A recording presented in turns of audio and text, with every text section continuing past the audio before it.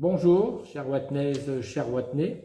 Il y a 2 ans, Monsieur le Président de la République a annoncé que nous étions en guerre face à ces différents virus qui ont, dans l'ensemble, modifié largement notre vie. Mais comme l'ont connu des générations précédentes avec les guerres, il faut continuer de vivre. Ce que nous avons fait, en respectant le plus possible les gestes barrières, surtout maintenant des festivités, un grand nombre de festivités, grâce à notre comité des fêtes, Watt en fête, nous avons conservé la plus importante, c'est la fête à l'abbaye, le 14 juillet, également la Ducasse, le marché de Noël, le critérium cycliste, la Watt Color. Une annonce, notre orchestre, l'harmonie batterie de Watt, l'amicale, va se dénommer dorénavant Orchestre d'harmonie. 4 grands chantiers se sont déroulés en 2021. L'église, avec un investissement énorme du CIVOM sur les 3 pans de l'église. Un 4e sera mis au programme dans quelques années. Également l'enfouissement de tous les réseaux en centre-ville et l'éclairage public dans différents quartiers de la commune. Je pense à la place Levaux, une partie de la rue Pascal-Oliette et donc aussi le centre-ville avec l'énergie LED. Donc, il va nous permettre de faire d'énormes économies.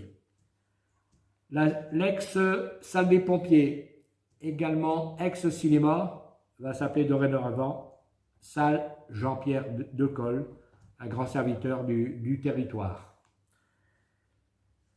Pour l'assainissement, il est prévu, compétence CCHF, un investissement de 1,5 million d'euros sur 4 ans, actuellement sur Wattadam, par la suite rue Milam et le Bois Royal.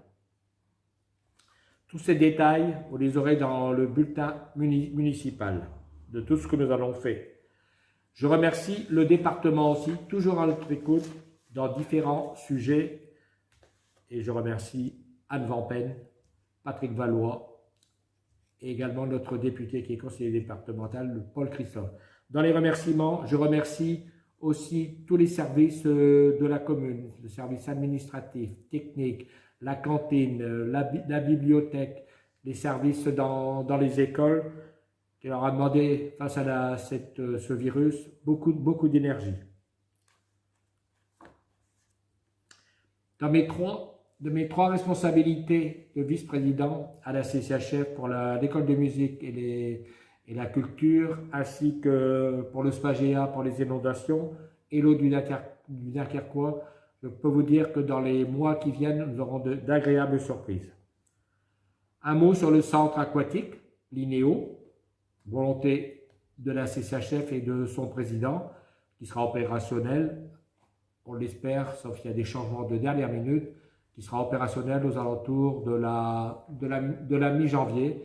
Et une bonne surprise, les enfants de Watt, que ce soit dans les écoles publiques ou privées, vont bénéficier des leçons gratuites et du transport gratuit. Donc, une belle économie également pour la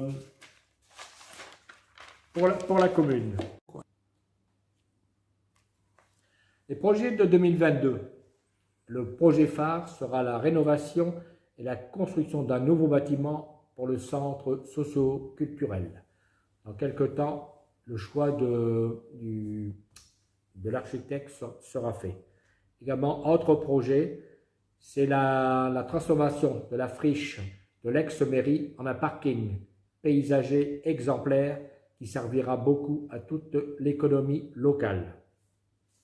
Pour terminer, en mon nom personnel, celui du conseil municipal, de la directrice générale des services et de son personnel, du membre du CCAS, je vous souhaite le meilleur pour 2022, année qui risque encore d'être compliquée.